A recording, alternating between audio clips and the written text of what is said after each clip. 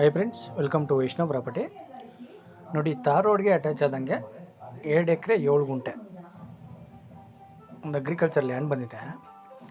ಇದು ನಿಮಗೆ ಮೈಸೂರಿಂದ 48 ಕಿಲೋಮೀಟ್ರ್ ಆಗುತ್ತೆ. ಮತ್ತು ಮೈಸೂರು ಟು ಊಟಿ ನ್ಯಾಷನಲ್ ಹೈವೇಯಿಂದ ಜಸ್ಟ್ 2.5 ಕಿಲೋಮೀಟ್ರ್ ಆಗುತ್ತೆ ಅಷ್ಟೇ.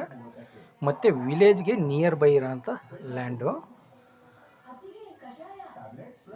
2 ಎಕರೆ 7 ಗುಂಟೆ ಸಿಂಗಲ್ RTC ಬರುತ್ತೆ, ಸಿಂಗಲ್ ಓನರ್ ಬರುತ್ತೆ.